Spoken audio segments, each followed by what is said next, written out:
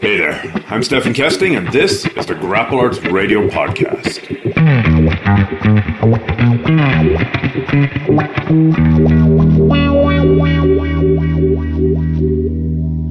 Good morning, everyone. I am here with Ando Mierzwa, or Sensei Ando, or probably some weird Polish pronunciation. I've just found out, I didn't know this before, that he's 3/4 Polish and 1/4 Canadian. And I, of course, am Canadian and 1/4 Polish. So we've got a full Polish, one unit of Polishness in the house. How are you doing, Ando? Stephan, you complete me. How about that? Oh, good Lord. End of interview. And Goodbye. Good night. Done talking now.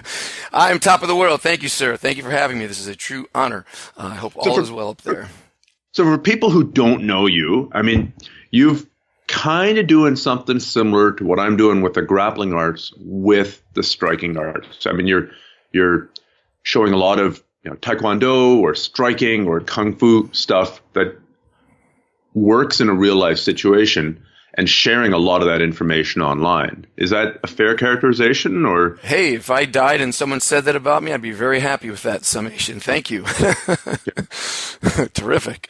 Yes, I'm just trying to. I really don't like the tribalism in martial arts, so I never wanted to come out and say, "Oh, let's just do karate or let's do kung fu or whatever."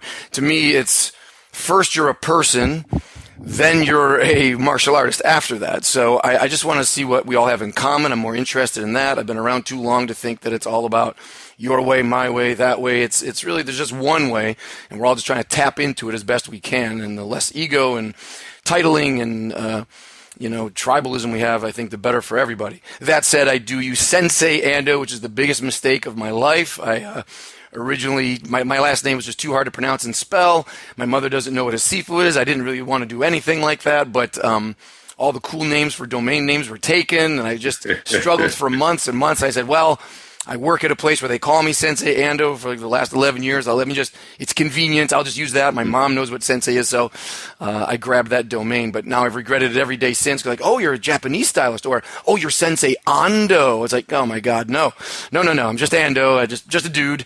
No big deal. So sorry for that. Well, maybe it helps deconstruct the whole mythology around the thing by he's a sensei and he's not, a douchebag. He's a sensei and he's not completely inaccessible. He's a sensei, and you can actually talk to him like a human being. So that, please do.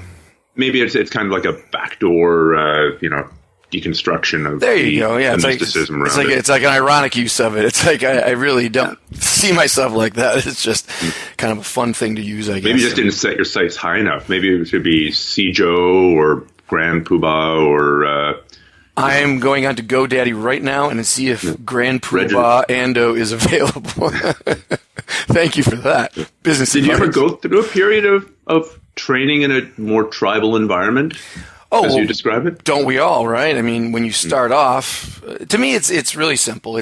Fighting is chaotic. Life is chaotic, right? So when you're young, you're just looking for some handle, something to make you feel confident, some security. So whether you jump into a religion and get into that, become an idealist or just a zealot, or whether you jump into a martial arts style and you just say, okay, this is me. These are all the answers to life right here.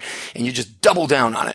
But then as you get older, hopefully maturity means that you say, oh, wait a minute, those people seem pretty okay over there and they're doing something different. Let me see what they're doing. And as you get older, you start spreading out and you go, oh, okay, hey, we're all kind of looking for the same thing here. We've all taken a different doorway into this project. But I definitely went through the tribal experience. Like, okay, I trained in Aikido, and that's commonly a very tribal experience. I've trained in Taekwondo, I've trained in some karate, I've trained in the BJJ now, the Kung Fu for the longest. And, you'll always meet characters in any one of those styles, or any church, or any political organization where you just meet those people with their head cones or those visors on where they just don't see 360. And, it's sad after a point. It's I like the head cone metaphor. The thing that you put around a dog's neck when he keeps on exactly. You can only look forward and can't look back. Exactly, that's right. So I think we all experience that, but that's understandable when you're young or young on your journey. But it's just pathetic as you get older. Mm-hmm. Yeah, it's funny. Like I went through my own kung fu phase, of course, and I think the most poignant example of the tribalism was that, of course, you weren't allowed to show anything to people outside the club. Right. But you weren't even allowed to show things to your friends within the club. If it didn't come in the chain of command from the main instructor to the sub-main instructor to the junior instructor to you, you would get in trouble, or at least there was the perception that you would get in trouble. So like I remember a friend of mine asking me, okay, so what are the next 5 movements of the Tiger Crane form? And I really struggled with that. I was like, okay, I'll show you, but don't let anyone know that I showed it to you. And so there's almost tribalism within the tribe too. Absolutely. Yeah. I mean, oh my God, just because you got a tribe doesn't mean it's a big happy family either. Some of the worst infighting goes in within the tribe. Absolutely. Oh, families are the worst, right? I'm pretty sure my mom won't be listening to this, so I can say that. Did you ever? There was a book. There was the movie that Ridley Scott did, Black Hawk Down. Oh yeah. And it was fantastic. It was a cinematographically, it was a fantastic movie, but it was based on a book called Black Hawk Down, which I thought was even better. And I think in the appendix of that book, the author was interviewing this old Somali woman. I'll bring this around to martial arts. It's just a really interesting anecdote. Sure. Interviewing this old Somali woman and saying, your country has been at war for so many years. Do you wish for peace? Oh, yes. Yes. I wish for peace. I pray for it every day. Well, what about sharing with, power sharing with that tribe or that clan over there? Those butchers, I'd rather have I'd rather die and have all my children die than share power with them. And there's a Somali saying that the guy sums the section up with, which is, me against my brother and I against the family, my family against the clan, and my clan against the world. So at every level of organization, there's conflict within it. Boy, that's dead on, right? That doesn't get you anywhere in the martial arts. That your story about don't show that. Absolutely. I could tell the exact same stories. I remember very clearly having that fear of God in my chest as my instructor would look at me with these very cold eyes and say, I'm only going to show you this. Don't show this to anybody. And having that exact same feeling. And that's why I was in my cave for so many years. I literally, this sounds crazy, but I literally developed like a hieroglyphic system for my notebook because I was absolutely convinced that this stuff was top secret and I would be excommunicated if my notebook were to fall in the wrong hands, and this information was so terrifying and deadly that, and so I did. I developed this whole hieroglyphic system. I'd come out of class, I'd jot down my little symbols, and only I could read it, and it was just madness. And then I would take that and lock it up in a safe, and I'd never take it out of my home, and that was nuts. Really? Like a literal safe? A literal safe, a fireproof safe, because to me this was the treasure. Well, right, you get used to this idea, especially like in the Chinese arts where the scrolls, sacred scrolls being passed down, or the sacred books, and I'm basically building my own book with your own notebooks that becomes your sacred book. That's how these things get started. Someone's personal experience being recorded and then passed down. So I took it very, very seriously. I really don't think I was ever a complete wacko. It was only on my own. I didn't, affect anybody with my poisons. You just drank your own Kool-Aid. Yeah, I drank my own Kool-Aid. I just built it up in my own head, which is the danger of staying in your own cave or your own garage or your own bedroom. You can, that to me is the biggest problem. It's just the tribalism like we're talking about, but just isolation. We all become the Unabomber if we're staying at home all the time. And you could convince yourself you're the best guitar player if you're just sitting in your room and strumming along for yourself. Man, I'm a great guitar player. I'm a great cook. I'm a great everything. Yeah. But until you go outside and you taste someone else's cooking, or you listen to someone else play that guitar and you go, oh, I see. I don't have to be the worst in the world or the best, but I don't know everything. And that's the cure. You just got to get out and engage. And that's really the second half of my life here with the internet. That's really proven to me that it's been, I'm really glad that I took the chance to step out, which again, I didn't get to play my fanboy role here yet. This is why you can't imagine the honor this is to talk to you, because you were like a huge influence on me that convinced me to start my own website. because I was a lurker on tons of sites. I was a YouTube fan and all that stuff. But I was in my cave that whole time. I didn't have a Facebook page, no Twitter. I was just not engaged at all with anybody. It was just my wife, myself, my teachers, my job, and that's it. I don't go out. And, but over and over again, I'd see your videos and say, well, this guy seems cool, and this guy's very generous, and he's knowledgeable, and he's actually seemingly making a little sideline business for himself even out of this. That's amazing. It's just everybody wins. And your tone was just so right on, at least for my personality. I just thought, you know what? I have something to contribute. I'm getting old here, and I'm sitting in this room by myself with my sacred scrolls. Why not start reaching out a little bit and just see what comes back? And if they all hate me, then I'll shut it down. That's fine. But if they don't, well, let's just see how far I can go. I'm going to be dead soon anyway, so I'm getting less afraid of it. It's like, all right. You care less and less what people I are saying. really do. It's very freeing, right? Death is freeing. And but anyway, but thank you very much. I'm a total fanboy. And for any of you deadbeat listeners who are listening to Stephan's podcast or watching his videos all these years, if you haven't bought into his apps or any of his DVDs, come on. Buy something from this man. Help support the cause here. Ando, your check will be in the mail. Well, thank you very much. It's super kind of you. But you know what amazes me is, okay, I can understand sort of, whether you call it tribalism or siloing. That's good. In the past.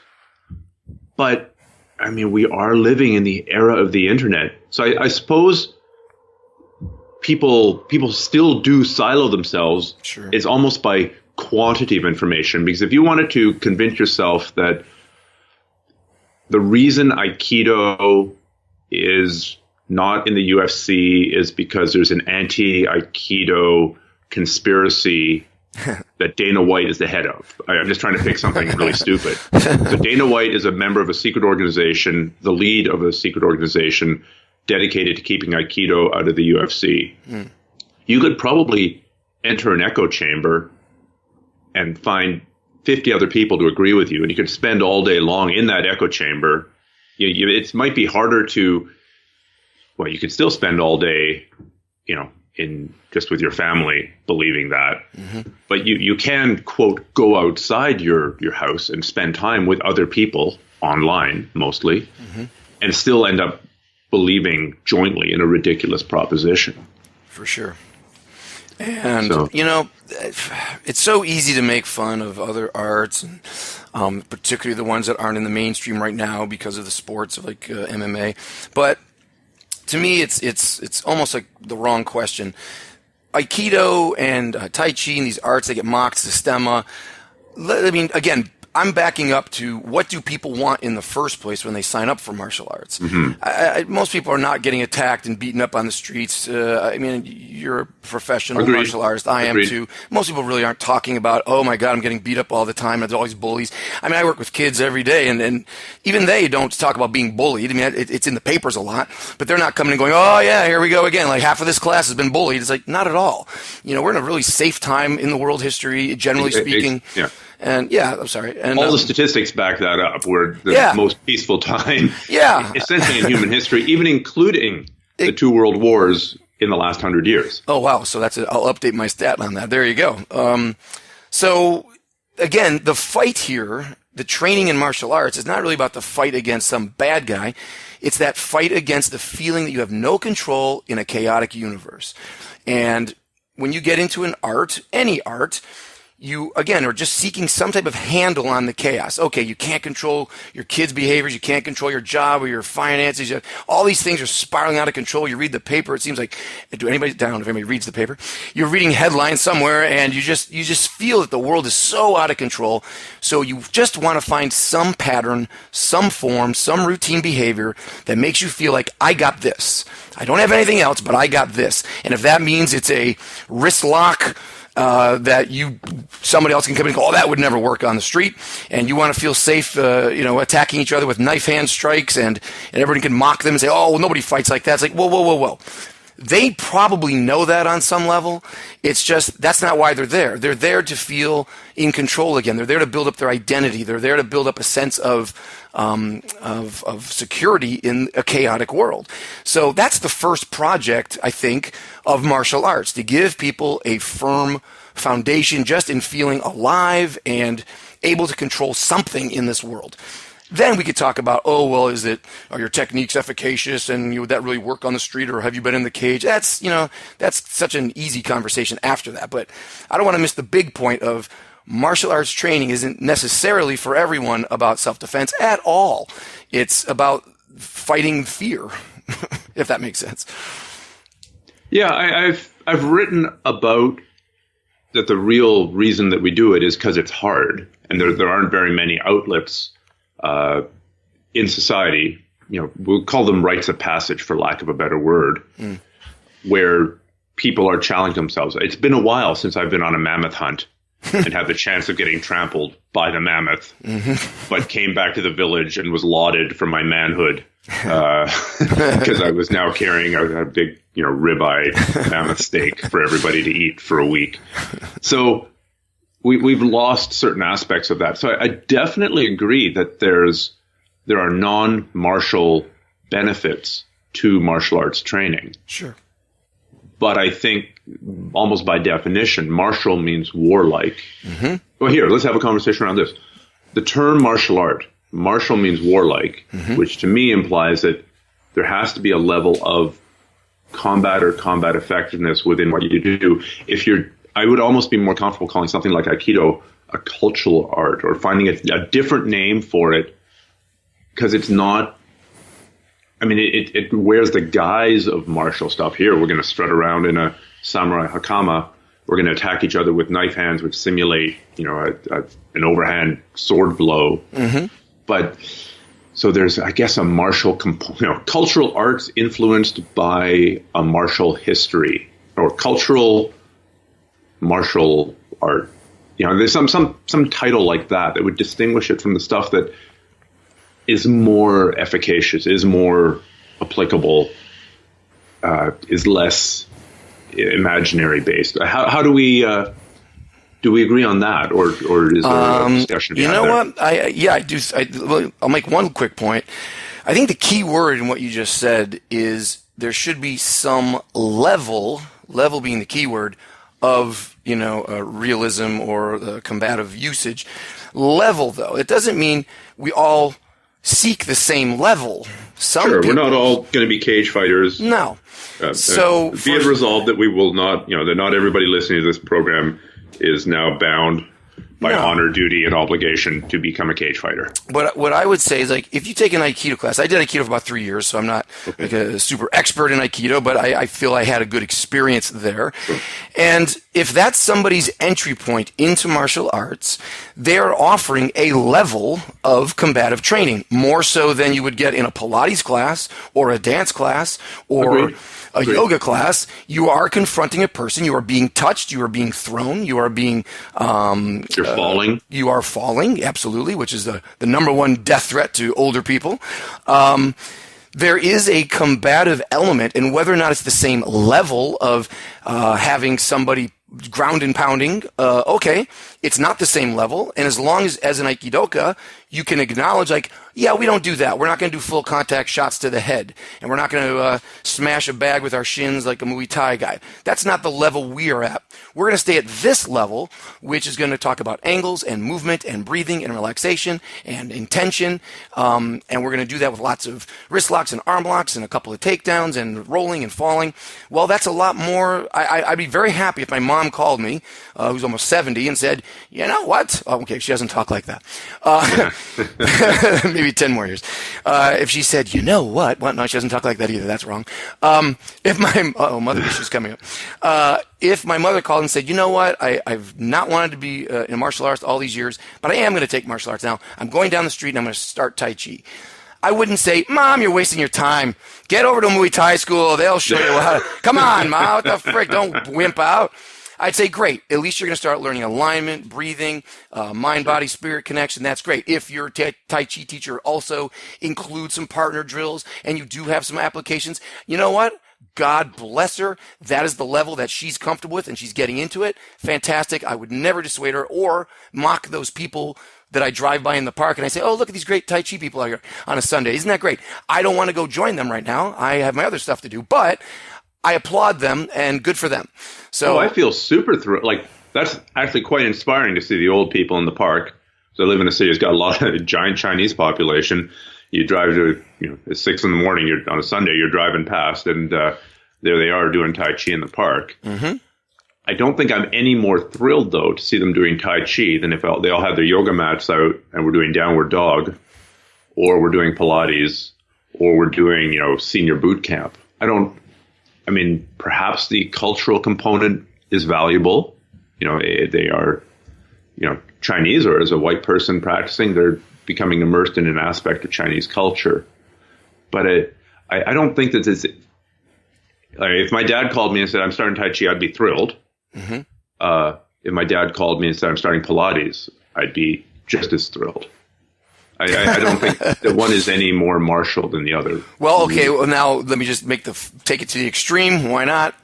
Sure. What is it? Reducing to the absurd. That's right. That's right. Here we go. I'm more than happy to be absurd. I am most of the time. So, of course, that would depend on that Tai Chi teacher. I don't want to stereotype that all Tai Chi never does partner drills. Dr. Yang, who's got all those books and videos in Boston, he's a very well-respected guy. Tai Chi is like one of his main styles. He absolutely practices throws and locks and Shinnan, all the stuff that a more combative martial artist would want. So to lump all Tai Chi into some hospital outreach program for seniors just so they can get up out of their chair, that's not fair. That's one point. Two, again, we're talking about levels. So the absurd, the entry level martial arts program would be the difference that if your father called and said he was taking Pilates versus Tai Chi, even if you're in a room and someone just says, hey, this is a punch, someone could punch you in the face. I just want you guys to think about that. Okay, class over. Bye-bye. That is a higher level of combative training than if you went to a Pilates class and they never talked about a punch or a kick or being attacked. At least there's a seed planted in your head that fights could happen, you could be in danger, you might be responsible to protect yourself, you could be punched, and you might have to punch somebody back. Even just sitting in a chair and thinking about that I would say that would be the lowest level of martial art training. Sure. And if that to me would make me happier if my mom was talking about Tai Chi, where I know the word punch will be used, kick will be used. That's better than going to a yoga class where, for me, or the way I would want for my mother, than a yoga class where they're never even going to raise the idea that you're going to have to face someone or resist someone's efforts to hurt you. So, and by the way, I'll finish my reductionist argument. I participated in like those padded attacker type weekend trainings for women. They're women only groups for a couple of years, and I was like the padded attacker guy and role playing and all that stuff. And so you've attacked more women than all the other listeners to this podcast put together. Excellent. Well, I don't know. Maybe some of your listeners are real creeps. I don't know. If they haven't bought a DVD or app, they are for sure a creep, right? Absolutely. Come on, let's get this going. During those camps, okay, we don't have to get overly dramatic, but seeing close up women in their 50s who had the courage to leave a 20-year abusive relationship, and they're just now rebuilding their lives, trying to go back to school, trying to find some sense of ownership of their own bodies and be able to look people in the eye and speak up. When you see that up close over and over and over again, and they do a weekend camp, and you see them cry or withdraw or go back to some pattern of losing, let's say, but then you also see some of them stepping up and getting louder and looking at you and being able to hit you, and this may be the first time in their life that they ever hit a pad or then hit you or then sat on top of someone ground and pounding and while everyone's cheering for them. And then you go on, Reddit or some forum, and suddenly like, oh, these weekend camps are a waste of time. Nobody can learn anything on a weekend. It's just a bunch of, delusion and blah, blah, blah. It's like, are you allowed to swear on this show? I shouldn't say. Oh, yeah. Go for it. Hey, shut the fuck up. How dare you come around and tell somebody else what experiences are empowering or effective or life-changing and which ones aren't. So, okay, you want to go do BJJ for 20 years and be a third stripe black belt, and hey, you've done tournaments, and wow, you're awesome, man. But how dare you then turn around and go, well, some weekend training camp where they hit pads or some Krav Maga workshop for a couple hours with the Girl Scout troop, that's a waste of time. Really? Is it? They just don't know what you're talking about. That's tribalism again in a different form. It's ignorance, it's horrible, and that attitude needs to be wiped out too. Anybody training in any kind of martial art at any level gets my stamp of approval and support. That doesn't mean that that's the level I want to participate in. I want more. But for them, fantastic. I say the more people training and thinking about good guys and bad guys and taking responsibility for your own safety and making the effort to train yourself to be stronger, tougher, braver, kinder, all that stuff is absolutely worth our support, and we shouldn't be backbiting and pointing fingers and criticizing. It's too much. Too much. Well, what about the argument, like as a gateway drug argument, no question. And I've also been, padded attacker. The very first time I did it, the very first strike, I remember it well because it was a super powerful knee to the balls. Nice. By somebody who was clearly working out a lot of trauma and had a lot of anger. Okay. And was also incredibly, had a huge amount of adrenaline behind her. And yeah, that was really painful. I can remember the exact room. And there just wasn't enough padding on that suit. There never is. But let's go a little bit more absurd than the sort of padded attacker women's self-defense workshop camp thing.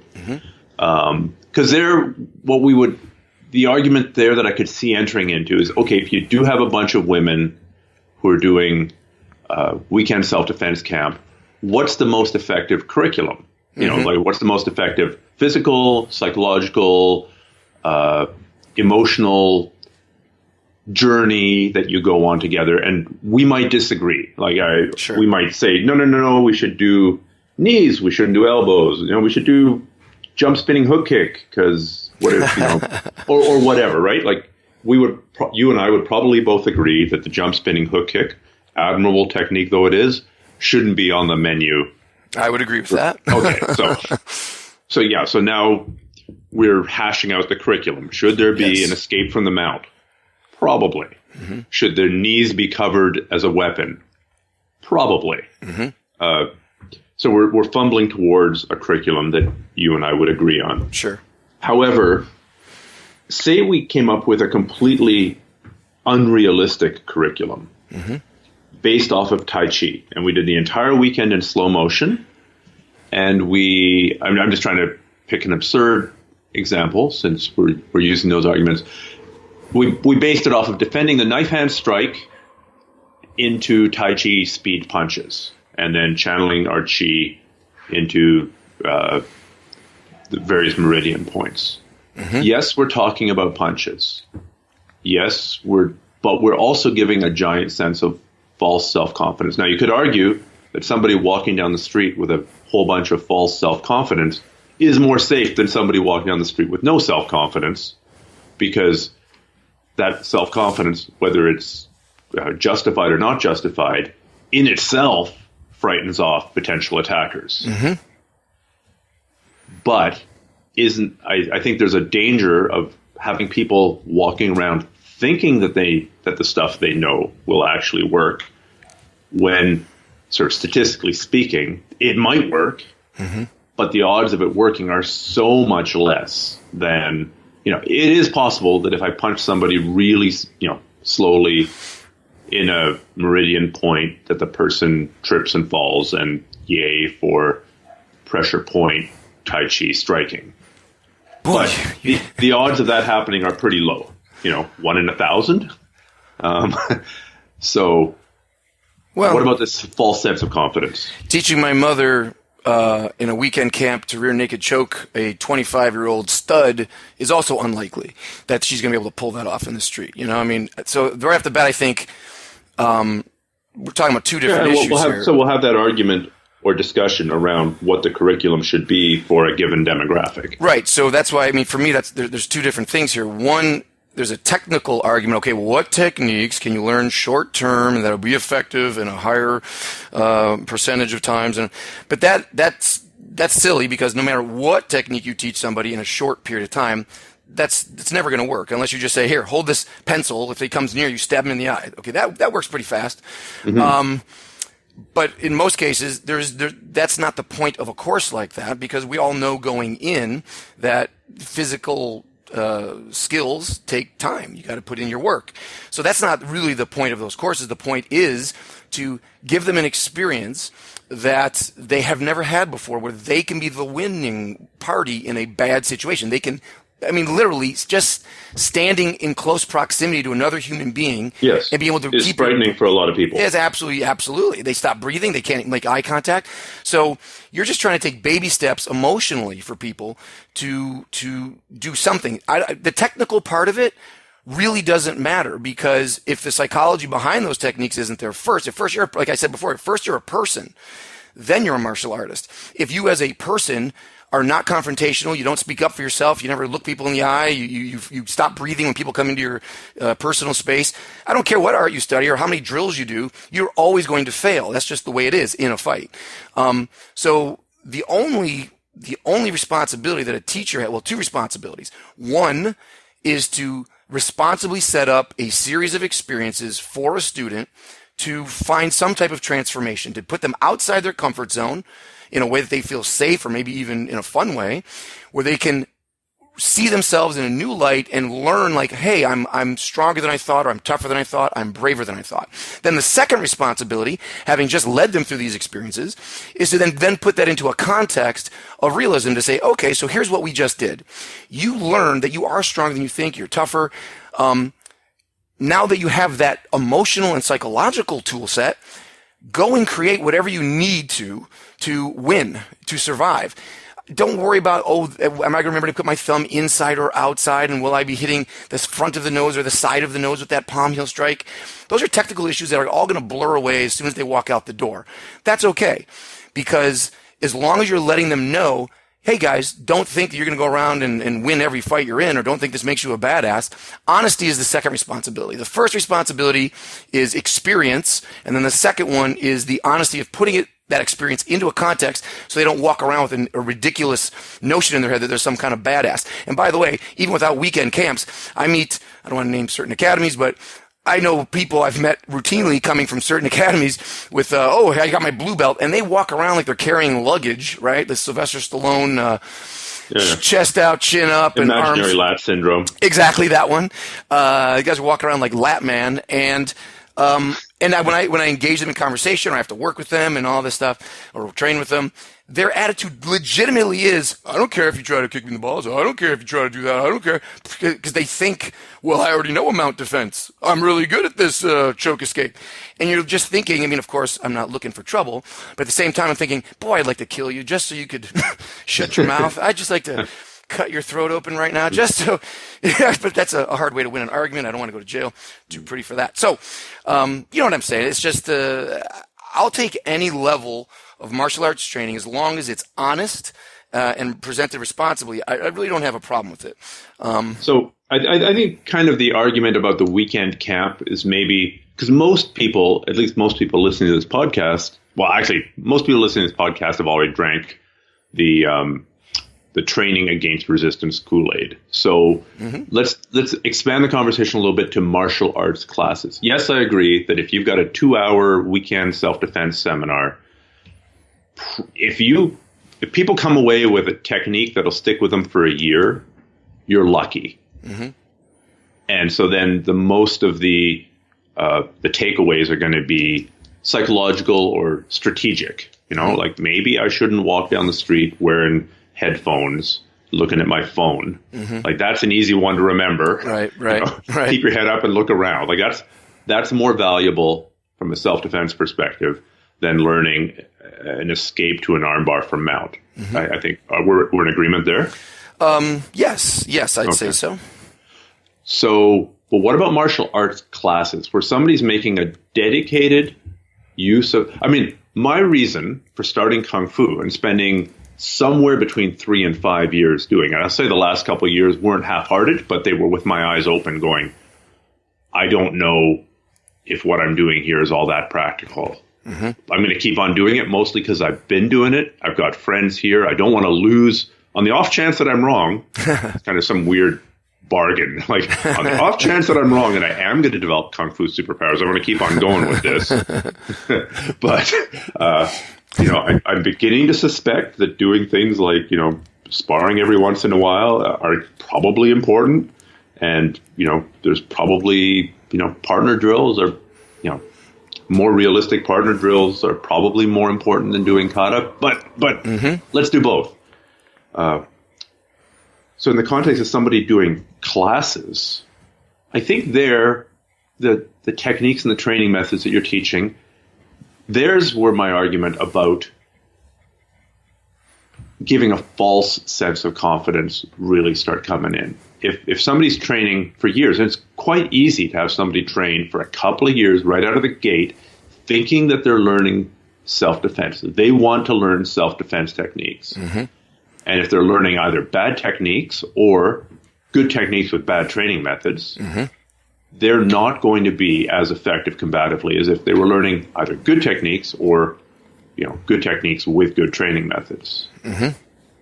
So then I think we do have, like if I'm just teaching kata or spending 90% of my time teaching kata to people who want to learn to fight, want to learn self-defense techniques, I'm doing them a big disservice. Mm-hmm. Okay, so we don't disagree there. Well, no, I was just acknowledging that you're okay. So I'm trying to absorb everything you're saying. And I know that I remember you saying before that you had like 90% of your kung fu training was in solo forms. So clearly in that. Yeah, and I want to ask you about your kung fu training because it was clearly quite different from what I did. I hope so. I hope, yeah. Most of my kung fu training, for the guys listening, was mostly Hung Gar, Northern Shaolin, mm-hmm. a little bit of Southern Crane, okay. And then a few others, some Tai Chi, which I'll include, a little bit of Bagua, a little bit of Xingyi, mm-hmm. And then Wing Chun. And so the Wing Chun training methods were different. I don't think they were as realistic as the stuff that could have been done, mm-hmm. but there was more partner drills. Within the sort of Hung Gar, Northern Shaolin stuff, there were some two-person forms, there were some two-person drills, and once or twice a year we sparred. Full contact, really, really, really hard because we didn't know what we were doing, where every punch was a killer knockout blow. But I learned more in those 1 to 2 sparring sessions a year than I did the whole rest of the year, except for conditioning and except for, now that when I'm working with people trying to teach them, how to connect their body to put, their body weight behind a punch mm-hmm. and their, push off the foot, rotate your hip, use your shoulder, take all that power from every part of your body and put it into the end of your fist. There was some value there. Mm-hmm. I think it would have been more valuable to be boxing, but then again, maybe I would have lost a whole bunch of brain cells, or even more brain cells than I've lost. There's no free lunches, right? There are no free lunches. So yeah, I think you're doing, okay, be it resolved, like a debate, like a high school debate, be it resolved that if you're teaching martial arts to an ongoing thing, as an ongoing system, that if you're using and purporting to teach self-defense, that if you're not using, that there are techniques and training methods you can do that are doing your students a disservice by giving them a completely false sense of confidence. Well, again, and that would come back to whether you're being honest with your students about what level you're working at. If you're, again, if your people are coming to you, your students are coming to you because life is chaotic and they're seeking this pathway to find some control. I'm going to stick to that main motivation. And now they step into a room and you are the teacher and they're trusting you. There's the blind faith period, like why you wouldn't quit Kung Fu right away, because you're thinking, well, maybe you know more than I do, so if I invest myself in these solo forms, eventually there'll be a grand moment where the sky opens and light comes down and I'm showered in apple pie and, and I am all powerful. So that requires faith, and every student has to have that. You can't prove it to me every single class. That's not helpful. No. But then you're as a teacher, again, I need to bring you up to whatever level I do in my academy, whatever that level is, and then show you, hopefully, if I'm really great, here's the next level up, and here's the next level down. Here's what you should be proud of yourself because you're doing more. You're going closer to the fire than those people over there, but you're not as going in deeply into the fire as those people. If you're not going in and getting knocked out and choked out and injured, there's definitely, if you're doing like just for some fight club under a freeway underpass every Saturday, all right. Now all these people who are tough talkers, oh yeah, well, I do BJJ. I'm tougher than everybody else. My style's got resistance training. It's like, okay, that's a really high level of combative training. It's not fighting under a freeway underpass with strangers every Saturday. There is another level you could go. Do you want to go there? Do you want to go to South Fire? Do you want to go overseas and fight in some anything goes, weapons included, death match, and winner lives, loser dies? I mean, there are other levels, but most of us don't want to do that. So most of us don't even want to be choked out or knocked out. That's crazy talk. Most people are not that, well, that's not healthy. That's not really self-defense either. You're actually hurting yourself if you if you go too close to that fire, then obviously you're going to get burned. So the trick is to find the balance for who you are and what you're looking for. Seek your level, and then hopefully have a teacher who's a little bit ahead of you or has seen a little bit more, who can help you maybe up your level. I would love if everybody who took that's just my personal bent, I would love it if every single person who was taking some lower level, and I don't mean that in a disparaging way, I just mean as a grade or a measure. Further away from the fire. Right. If they're cooler in their training, I would love for them to find a teacher or an experience that lets them feel comfortable to take that next step and go, oh, I'm a little warmer over here, and I'm a little warmer over here. That would be wonderful. So I support all the gateway drugs, as you said. I support the lowest level of martial arts. I support that. And then I'm inspired to try to be one of those people who can say, hey, and now let's take another step together. Now that I've earned your trust, come with me to this next step. That's the role of a great teacher, that you want to follow them and you trust them, and that you turn out to be right, that they were a good person to follow into the fire. If you're just looking for some maniac who says, hey man, I've been doing lots of street fights, trust me on that. Hey, go over here and fight that guy for me and I'll take 10% of anything you earn. I mean, okay, that's not a good teacher. He's just trying to get you in trouble. But if I've just had the great experience with so many teachers where I come in, I'm feeling comfortable with my grasp of chaos, and they introduce me to another level of chaos. And they go, oh, so you're feeling secure. You're feeling safe, eh? You think your techniques are great, eh? How about this? Whoa! And then suddenly, you're tapping or you're waking up or whatever the case is, and you go, oh, there's another level. Mm-hmm. And whether or not that's the deciding moment where you either quit because you're scared by it and you realize life really is chaos and you were kidding yourself all this time, or you thank that person, say, okay, I'm sticking with you for a while because I really like what you showed me and I trust that you can do it. Or that guy was a maniac and you don't trust him, but you do now have this fuel of fire in you to go, well, no, too double metaphor. You have the fire within you to go find another way to get to the fire more closely. Blah, blah. You know what I'm saying? So, yeah, I think for me, the line in the sand for when it becomes sort of combatively effective, or when you can have a chance of pulling it off in real life, is when you're doing it when you find some way to train it against resistance. Sure. When you're trying to do something to somebody and they're trying not to let you do it. I mean, if we're teaching a wrist grab defense, how to get out of a wrist grab. I was working this just the other day. Okay. Level 1 is like, I'm going to grab your wrist and you're going to, for the sake of argument, find the weak spot between my thumb and my fingers and maneuver your forearm out through that hole. That's the principle. Here's some techniques. Let's do it. Okay. That's sort of level 1. Level 2 is I'm going to grab you and maybe shake you around a little bit. It is similar to the padded man exercise in those women's self-defense camp. When you were wearing that outfit, I'm pretty sure that with your training, and probably with a size difference, if you'd really been meaning to beat those women into a pulp, you probably would have succeeded most times. But that wasn't your role. Your role was to provide a level of resistance that was greater than 0, but less than what you're capable of. And more importantly, less than what would cause them to fail most of the time. Mm-hmm. So similarly, working the wrist grab defense at that second level, I'm holding your wrist and I'm giving you some resistance. I'm shaking you around, but you eventually get out. The next level is where it's not full fighting. I'm not trying, you're not trying to knock me out. I'm not trying to knock you out, but maybe you're trying to control my wrist and I'm also trying to control your wrists. Mm-hmm. So now we're putting that into a contested environment. Sure. And I think that's kind of the line in the sand for me for making things semi-combative and have a fair chance of having them work.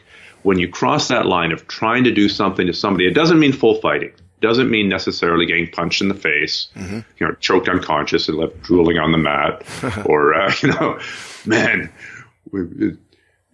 it's no realistic to tap out because in the street you don't tap out. Therefore, we do our heel hooks at full power all the way through. Yeah, good luck with your training. Have a good week of training and have a good week. It'll be your last week. That's it. Yeah, you'll enjoy chess. Yeah. So I think that for me, that's the line in the sand that I think most people can get to if they have, a sane teacher, sane training partners. Right. Like you wouldn't have grandma, your mother. Okay, let's do some contested wrist pummeling here, and let's pair her up against some 260-pound steroid monster who could literally crush the bones in her wrist because he's used to deadlifting 800 pounds. Exactly. Good drill. Next. But she could probably do that with another person her own age. Mm-hmm. So for me, I think that's the line in the sand. Yeah, absolutely. I mean, you've just described a beautiful progression that a teacher, any good teacher, should be able to take their students through.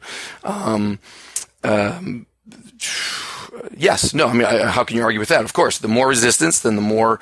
But again, I really like to keep coming back to the idea that it's going to be the psychology and the emotional transformation that you go through in that drilling as opposed to the technique itself, because the older I get, the less I believe in, or I shouldn't say believe in, I mean, techniques exist, but the less I put my faith in saying, okay, I'm going to drill this move 10,000 times, and this is my A game, and I'm just going to slap this on everybody tonight.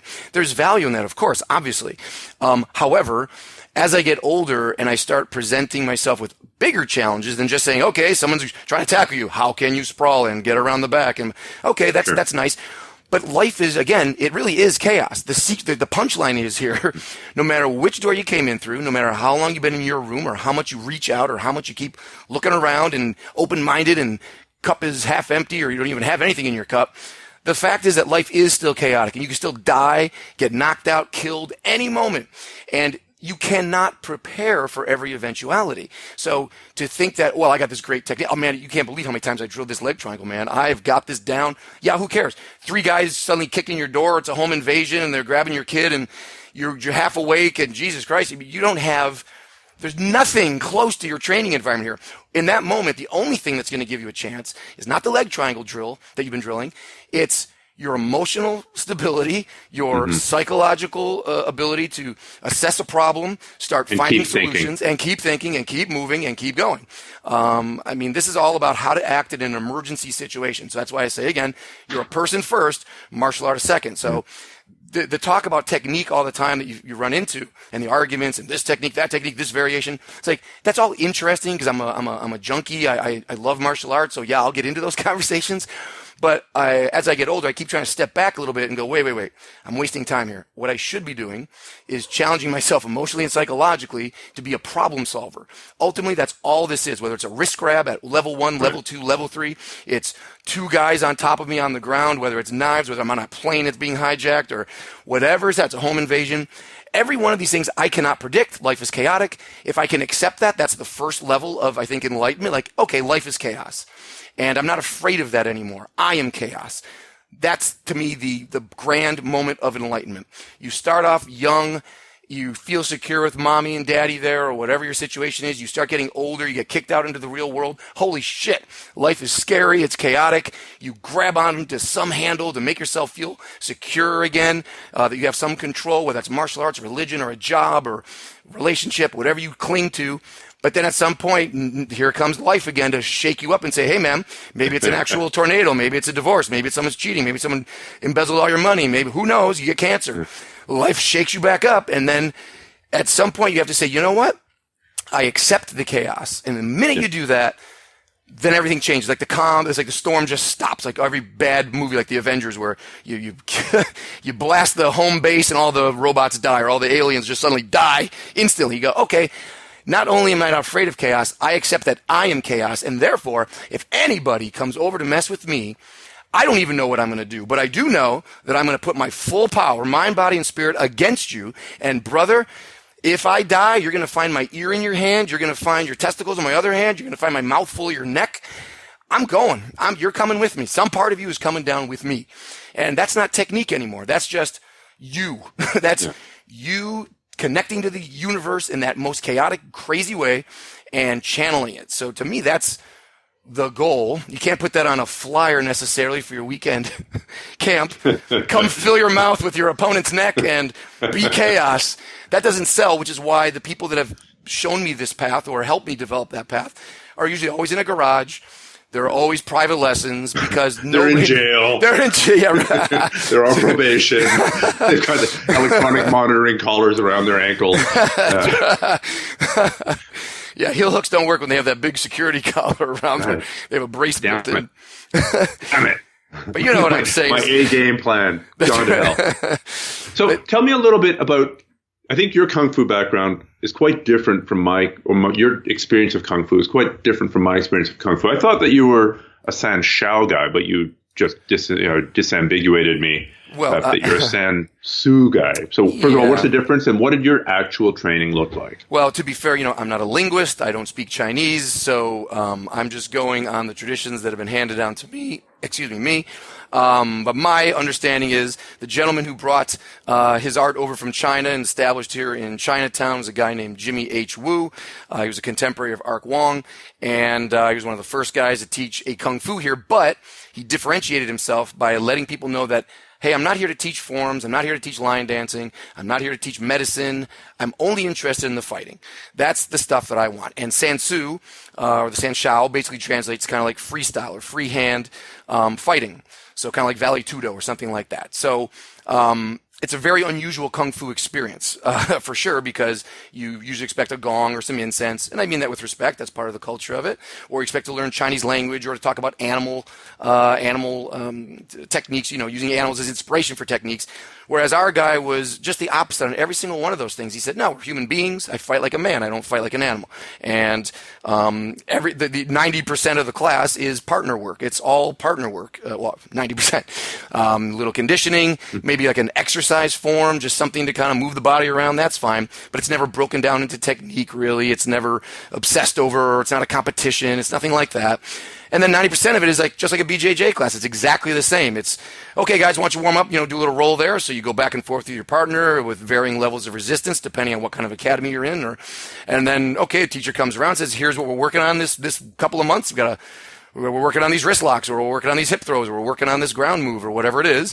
And here's the technique for tonight. And you drill that for a little while. And okay, now see if you can work that back into your freestyle workout. Go. And basically, you just have a little contract with your partner. Okay, you give me any kind of attack you want, and I'm going to improvise and create something to stop you, and then I'll take a turn and I'll do it to you. And then you can customize that, just like with BJJ. You can say, hey, I really need to work on my side control escape. So same thing. Hey, I'm getting hit with kicks a lot lately. You just throw me some kicks, and let me just see what I can do here. So it's just like a laboratory with guidance, and but it's a lot of falls, a lot of grabbing, a lot of and it's anything goes, so you can simulate whatever you want, grabbing the neck and biting, whatever you want.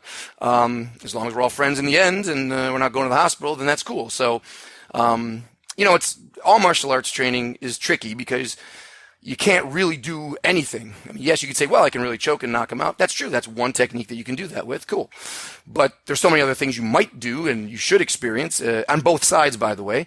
It's not just important to learn how to choke. You need to learn how to be choked. You need to get over that fear of death. And so I find... And learn where the line is. Like, is a forearm in the throat a choke, or is a full-on, fully sank rear naked choke a choke? Right. That's right. Exactly. Learning the nuances and the subtleties. So you have control. Ultimately, if you want to be a master, whatever that means, an advanced practitioner, you should be able to work with a child or that person who's it's their first class and be able to take them through those levels that you described. If you're just a maniac who just hurts everybody and you've been pounding cement with your fists for 30 years and you can't even type a text or something, and you're a maniac. That's just ridiculous. You're not the guy I would probably trust. But to me, the way it was kind of been handed down to me, the tradition is, when you work out with someone new, first You show them that you have the power to hurt them. You give them a little bit of the razzle-dazzle, say, hey, you feel that? And then immediately you follow that up with another one where you completely take care of them and it's very safe and controlled. So they get the yin and the yang of it. They feel like, whoa, you can do something I can't, and it scares me, but you just show me that you don't always do that. You can take care of me and make this a safe experience for me. And therefore, that should be enough to hook them and to keep them. So good sensei, bad sensei in the first 5 minutes is what you're saying. That's right. Yeah, let them see both sides, because you don't want to encourage somebody who's completely afraid of fire and will never go near that fire. They just refuse for whatever reason. Some people come in and will say, like, I'm against all violence. You know, some people love to stand on that soapbox and, oh, I'm against all violence. I said, well, okay, well, then why are you here exactly? Well, I want to learn how to use people's power against them, and I want to learn how to solve problems without violence. And I'm like, yeah, okay, this is going to be a longer journey for you. Because, again, nice people don't want to think like that. That, what? I'd have to strangle somebody or strike somebody? Like, I was raised to believe that was all bad. And that's a psychological issue, though, not a physical issue. The physical part of martial arts, to me, is the easiest part. That's no problem. It's easy. You can drill all day. You can condition all day. You can do technique all day. But, again, if your core personhood is afraid to hurt someone or afraid to be hurt by someone, or you don't know what you're fighting for and you're just morally adrift, then all of that physical work is really completely 100% meaningless. Maybe your heart's in good shape from the cardio or something, but you know what I'm saying, from a combative standpoint, that's where you get these paper tigers. I'm a 5th degree black belt. Slap! That's where they all fold, because they haven't done the emotional and psychological work to support the physical techniques. The body's the crudest part of it. You should be a scary 80-year-old man, not because you can still do a full split and do a backflip, but because, did you see that clip on YouTube a couple years ago of I think it was at the U.S. Open. It was a tennis match, and there was some kind of rowdy young dude in the stands, and I think he had made some kind of insult to this young woman sitting next to him, and the boyfriend wasn't doing anything. It was something like that. And this little old guy from like 5 seats down, as I remember it, he stands up, and like the old Tim Conway old man character, he just kind of kind of shuffled his way over in a straight line, and the big bellicose guy's kind of looking at him like, what the hell is this? And he doesn't do anything to put up a guard, because he's thinking, what's this old man going to do? And as he's looking at him, the old man just comes right up next to him, right in front of him, and he just grips his neck with both hands, and they both tumble down the stairs in the stands. I mean, if I find that link, I'll send it to you. Yeah, please. I've not seen that at all. Oh my God! But it's to me, that's like, he's my hero, because this is not a guy who's probably practiced that technique. This is not a guy who's in physically great shape. He's at the end of his life, let's be honest, and he can barely walk over to the guy. And honestly, what judge is going to put him in jail? He's basically got to get out of free pass. Exactly. Unless he kills him. He's defending this woman's honor. He's in public view, or I think he probably waited 80 years just so he could kill someone and get off, right? He's always stopped at every stop sign. Yeah, that's an 80-year plan to get away with murder. You have to be patient, but boy, it works. Anyway, I'll send you that clip, but the point is that the reason it was so cool for me was because it was pure intention. It was a pure alignment of his morality, his psychology, his emotionality. Everything was in place first, and then it just happened to express itself through 2 hands on the neck. It could have been anything. If he had a knife, he probably would have stabbed him. Who knows? But the physical part is just so overblown, I think, in most martial arts conversations. This technique, that technique, whatever, man. Because I've seen way too many people who are in great shape come in and fold, or go outside and puke, or tell me how, I didn't have breakfast today, or, there's this litany of excuses when they don't perform well, because emotionally they can't handle losing, or not looking good, or whatever their deal is. And I'm sure you see that all the time too. And it's hilarious. I mean, as a teacher, I have to be sympathetic and say, let me help you feel confident without having to win. Let me show you how it's okay to lose. Let me show you how to invest in losing and not treat it like it's a disease. As a teacher, that's the teacher part of me. As a student, just in the trenches, I'm like, come on, you idiot. Shut up. So you just train or go home. Give me a break here with all the, let me just tell you, I had a rough day. I was just coming over the flu and blah. That's why I gassed out. Like, right. Or you suck. Okay, well, we'll make sure that you only ever get attacked on days when you're perfectly peaked, very well rested. You've had 8.5 hours of sleep. Exactly. Had your protein shake 2 hours ago and took your pre-workout. There should be an app for that where you could signal attackers. Okay, I'm at 100% today. All right, put it out on the social media. I'm ready. Yeah. Yeah. Well, maybe we should get together and the Anywhere, Anytime Fight Club app. There you go. Go register that on GoDaddy as well. Perfect. So many things to register on GoDaddy after this conversation. None of them good, but a lot of them, yeah. Yeah. The key to having a great idea is to have lots of bad ideas. So, amen to that, yeah. Yeah. We've had a few bad ideas on this podcast, so excellent. We're waiting for the pure gold one. So, Ando, if people want to get a hold of you, want to see what you've got a YouTube channel? I do have a YouTube channel that's been growing a little bit, again, thanks to your inspiration of showing how that can be done. So that's just, if you look Sensei Ando or just probably even Ando in YouTube, that'll pop up. I'm at senseiando.com or my podcast, fightforahappylife.com. I just bought the domain for Happy Life Martial Arts, so I'm going to try to figure out how the best to get the word out without calling myself Sensei all the time. But yeah, I mean, I welcome anyone to say hello. I'm in that period of my life now where I'm trying to engage and get out of my garage. So anyone's got questions or comments, bring it. Awesome. Well, thank you so much. I've really enjoyed this conversation. We've touched on some, I think, really important issues that are, yes, there's martial arts as fighting, which is true, but there's a whole lot more to it, and I think this conversation sort of points to those additional benefits and the additional transformative effects of training in the crucible of martial arts. Absolutely, and then I should say, I know we're closing. I just want to make sure that, because most of your listeners are BJJ people for sure, and I just want to put that plug in there to say the BJJ thing has totally transformed my Kung Fu, and I'm a huge fan of that training. I've been doing it about 7 years now, and it's been a really great experience. I have nothing but respect for BJJ. I'm going to continue to do it. I thought I might just do a little here and there just to kind of see what all the fuss was about, but I'm hooked, and as a supplement to everything else I'm doing, I just find it's just been super valuable. It's changed my game in many, many ways. So thank you for providing resources to make it safer for me to kind of get into that water. You were the gateway drug for me to say, oh, okay. I mean, I got your newsletter back in 2010, I think, and I was getting your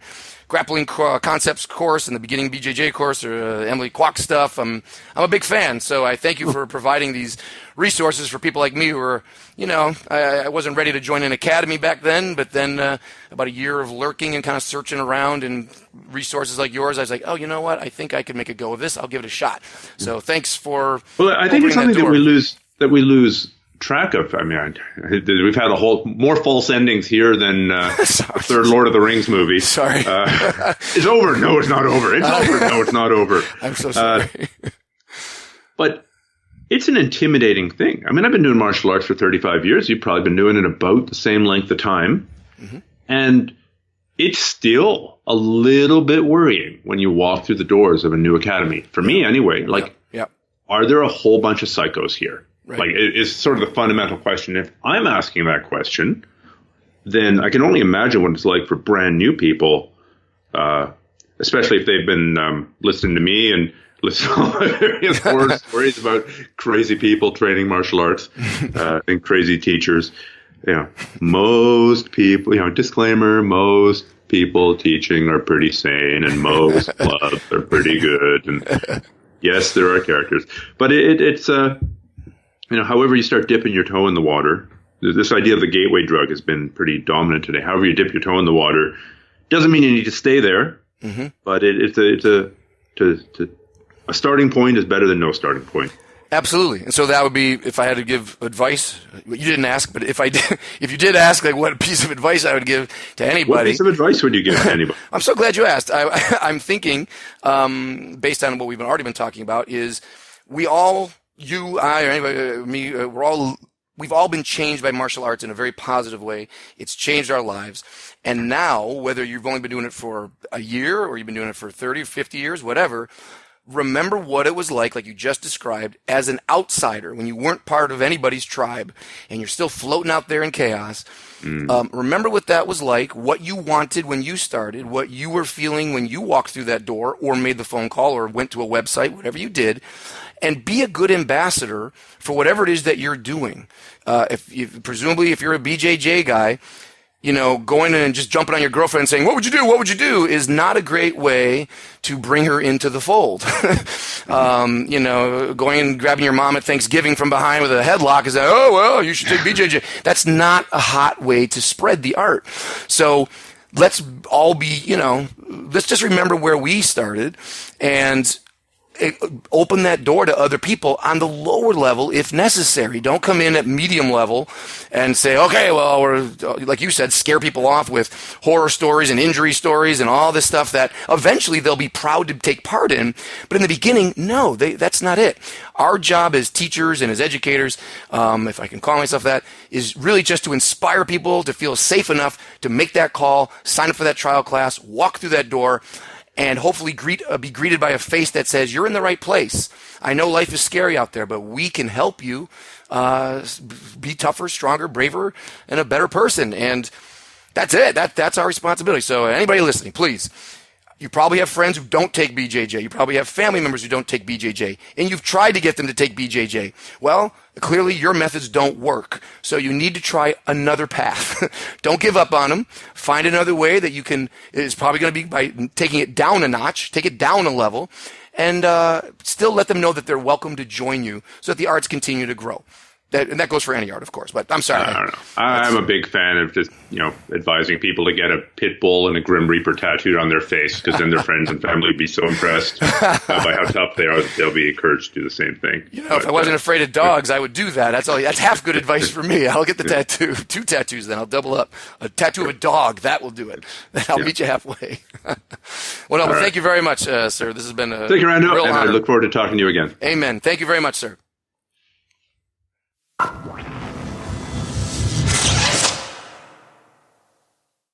Podcast listeners, there's a pretty good chance that you're listening to this on your smartphone, right? You're walking around, you got your smartphone in your pocket, you got your earbuds in, you're listening. If you've got a smartphone and you do jiu-jitsu, then you should check out my free Roadmap for BJJ app. This is a video-based app. It's an app that goes on your phone. You can check out the different sections. It's got different techniques. It's got different positions. And it breaks down the big picture of Brazilian Jiu-Jitsu for you so that you're not going to be so lost on the ground when you're training. So you're going to know kind of, sort of what you should be doing in every position, along with the specific techniques that you should be using. So if you go to grapplearts.com/roadmap, there'll be links there to get this app for free, both in the iTunes store, if you've got an iPhone, or in the Android store. If you've got an Android phone, there's also Kindle versions of it out there as well. Once again, you can grab that at grapplearts.com/roadmap. That'll point you in all the right directions to get this app, whatever kind of phone you have.